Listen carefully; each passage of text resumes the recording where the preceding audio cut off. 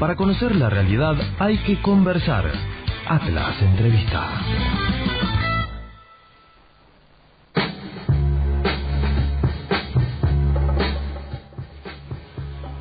Sergio Arelovich, ya eres una habitué de este programa. Sergio Arelovich es economista y es profesor de la Universidad Nacional de Rosario.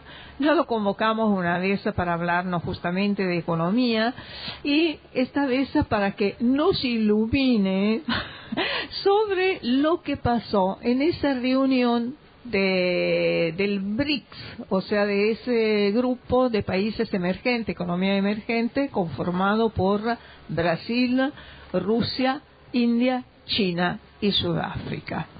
¿Qué pasó en esta cumbre?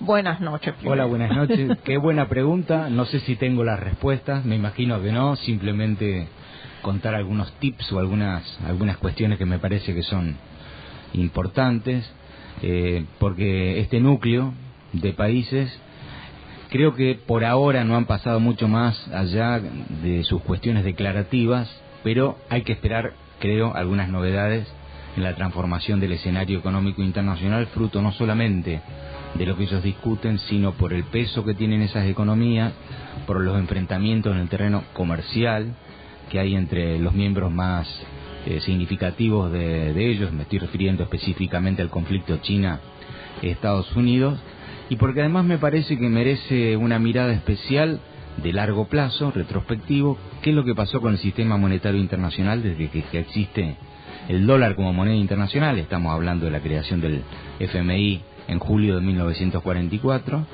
y cómo esto transitó por varias momentos, no etapas, porque etapas daría la cuenta que son etapas obligatorias. Son momentos que tienen un punto de ruptura importante, el 15 de agosto del 71, cuando Estados Unidos decreta la inconvertibilidad del dólar, pero también tiene un punto importante a señalar, no solamente a partir de la aparición de la llamada crisis del petróleo un par de años después, a partir del año 73, sino en el ingreso a China a la Organización Mundial del Comercio en el año 2001. Y me parece que este punto hay que mirarlo, porque a partir de ahí, parte de las cuestiones que se están debatiendo y discutiendo en el BRICS y las que se discutieron en Sudáfrica, me parece que tienen que ver con estas.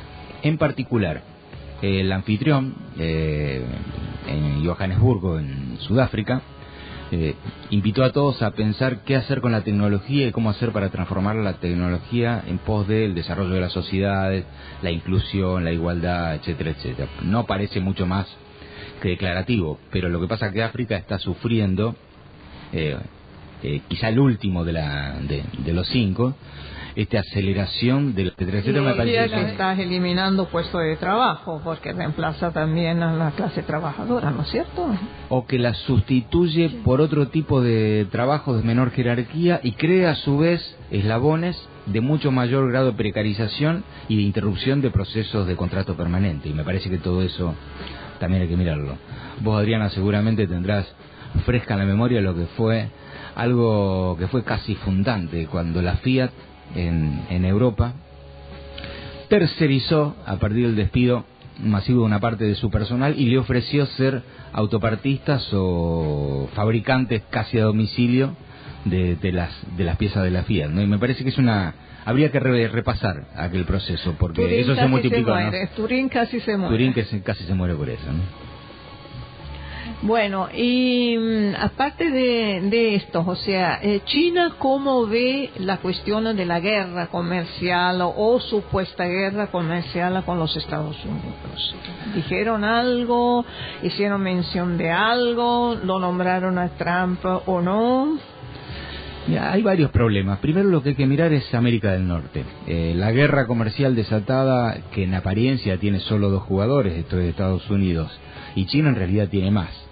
Para el caso de la Norteamérica, tiene a otros 2 jugadores, que son Canadá y México. Canadá respondió al gobierno de Estados Unidos cuando Trump decidió cerrar las fronteras al acero y al aluminio, por lo tanto también habría que esperar ahí una agudización de algún conflicto, que por ser Canadá y por hablarse bastante poco de Canadá en la Argentina, lo desconocemos, pero que tiene una relevancia, sobre todo por la integridad de lo que es el acuerdo de Libre Comercio de América del Norte, del NAFTA, y que se supone por este camino va a desaparecer.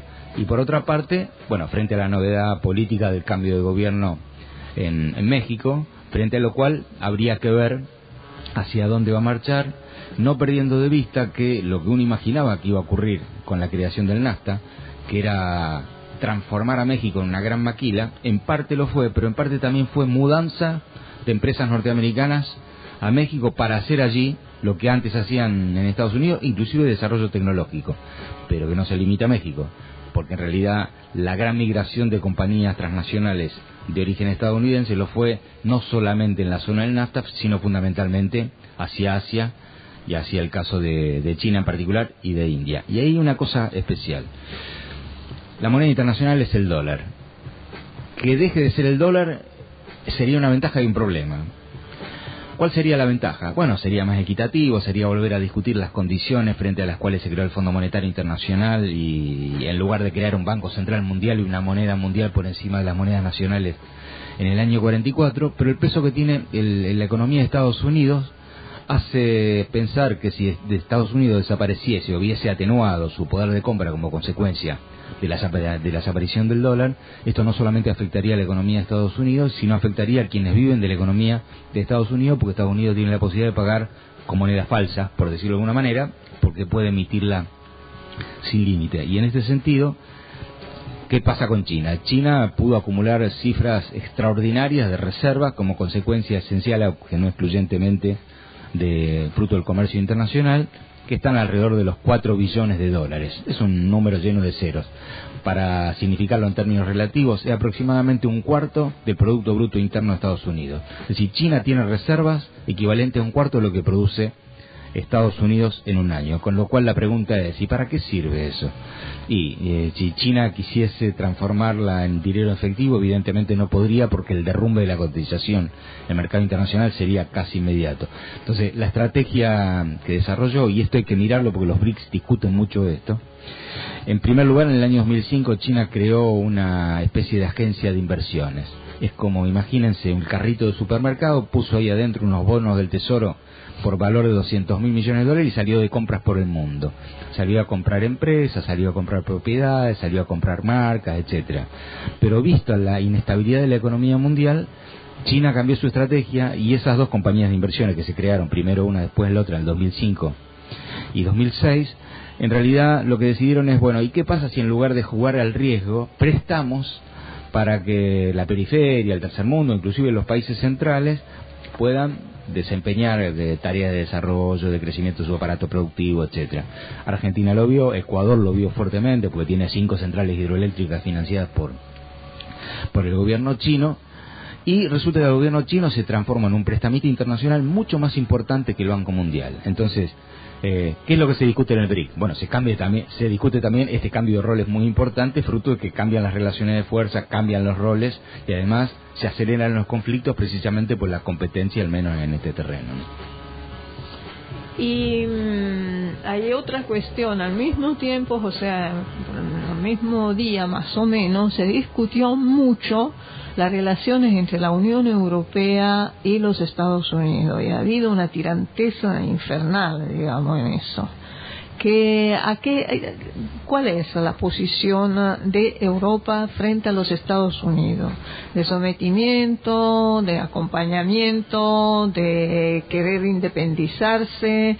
¿Y cuál es la posición también del señor Trump respecto a Europa? Porque le está tratando además muy mal, diciendo cualquier cosa, desde delincuentes a que son enemigos, etcétera. ¿Cómo ve esa cuestión dentro, digamos, de toda esta situación internacional que se está dando?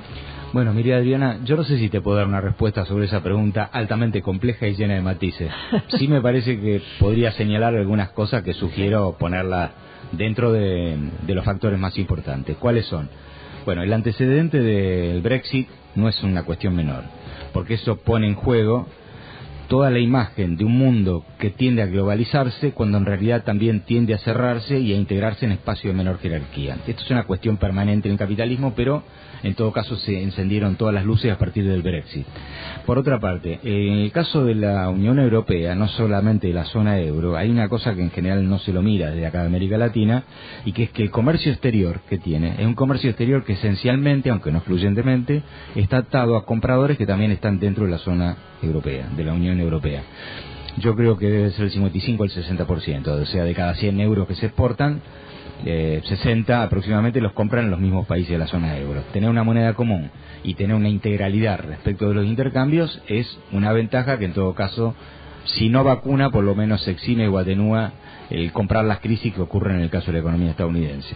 Pero sabemos las cosas que han pasado en Europa, con el castigo que le hicieron a Grecia, con los planes de ajuste, su contracara al tema de Portugal, que hace un rato lo mencionaba, que en vez de tomar las recetas tomó un rumbo autónomo y en cambio apostó al crecimiento en lugar de apostar a privilegiar el tema del pago de la deuda, los ajustes, etcétera. Pero me parece que conforman todo el grupo de tensiones que hay adentro, sin perjuicio de ver lo que en general ha ocurrido desde que el dólar es dólar y desde que el euro existe, y que Estados Unidos, ante las situaciones de crisis, lo que ha utilizado es su moneda, devaluándola, para evitar parte de estos conflictos con el resto de los conflictos que al interior de la economía estadounidense le provoca la relación con el resto del mundo.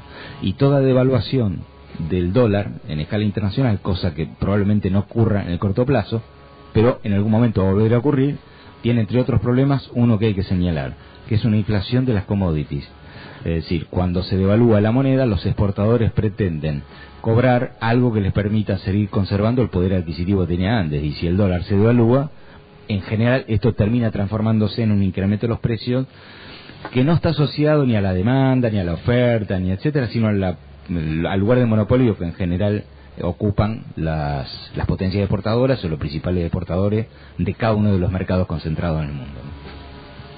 Bien, y pensando un poco en lo que vos decías en general de los vaivenes del dólar y de esta guerra comercial, digo, porque la Unión Europea también va a tener aranceles en sus importaciones hacia Estados Unidos, digamos, o sus exportaciones hacia Estados Unidos.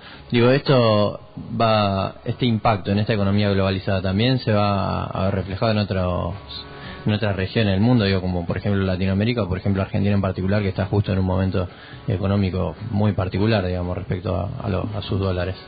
Bueno, siempre los impactos son fuertes, sobre todo porque América Latina no tiene la capacidad de negociación que tiene, por ejemplo, la Unión Europea.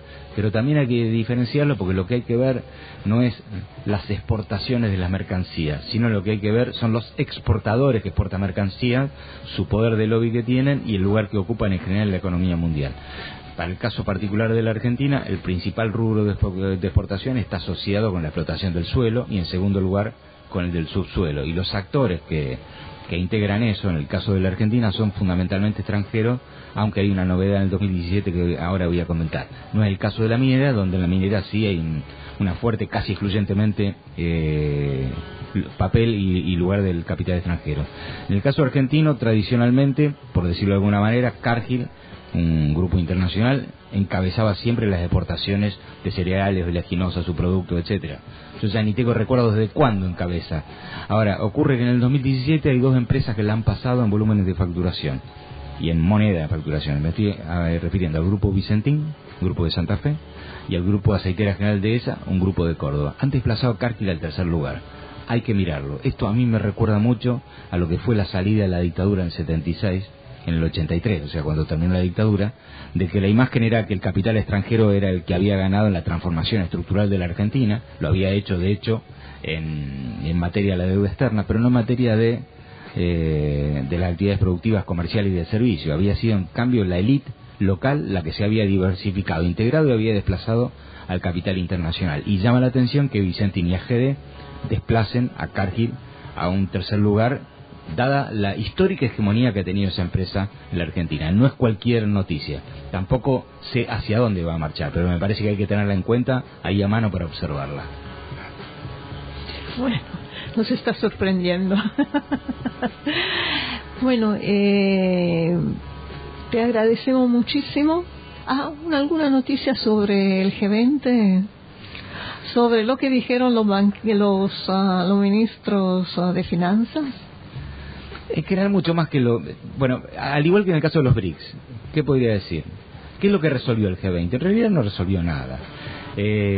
Sí hay anuncios asociados con el posicionamiento internacional, el apoyo a determinados procesos, la ratificación de las líneas de acción, etcétera, pero me parece que no hay que esperar nada grande, por lo menos en el corto plazo, de las cosas que se resuelven en estas reuniones del Ministerio de Finanzas, aunque sí también debo señalar que ahí hicieron algunos ruidos estas cuestiones que estoy planteando respecto a la guerra comercial, que tienen su traslado, en todo caso que tienen su efecto en el terreno monetario y sobre el cual hay que mirarlo, porque esta decisión unilateral de Estados Unidos de elevar las tasas de interés, que ya lo hizo en varias oportunidades durante este año, no pinta para ser frenado en el corto plazo, como consecuencia de lo cual la guerra comercial también puede extenderse al terreno de la guerra financiera. De esto no se habla, o de esto se habló poco en el G20 precisamente por el temor a repetir en otra dimensión, en otra escala y en todo caso en otro plano, parte de las crisis financieras que se desataron en el 2008 o en el 2007 a partir de la quiebra de Lehman Brothers y el impacto que tiene sobre el mercado financiero internacional, ¿no? ¿Y hay posibilidad que se repita una crisis de ese tipo del 2008? Y yo no lo sé. Lo que sí hay que decir que Estados Unidos no superó esa crisis. De hecho, esa situación sigue perviviendo y en todo caso tomó resoluciones interesantes de ser miradas en otro plano, por ejemplo el avance en la autonomía energética, no dependiendo tanto de las importaciones de petróleo, cosa que en general no se mira, no solamente por los programas de eficiencia energética, sino por la sustitución de los fósiles por energía de otro tipo, ¿no? Muy bien. ¿Alguna pregunta, Sebastián? Bueno, te agradecemos muchísimo realmente por esta exposición tuya, nos dio cátedra. No. Pero es muy interesante. Para mí, por ejemplo, la economía es una especie de chino básico, algo así. En cambio, o sea, gracias a tus explicaciones me estoy metiendo un poco más en ese mundo, que me parece bastante complejo y que vas a tener serias repercusiones sobre las sociedades. Gracias a ustedes por la invitación y felicitaciones por el programa. Bueno, muchísimas gracias. Esperamos verte otra vez acá. ¿Cómo no? Bueno, gracias. Adiós. Hemos conversado con Sergio Arelovich, que es economista y es profesor de la Universidad Nacional de Rosario. Para conocer la realidad hay que conversar. Atlas Entrevista.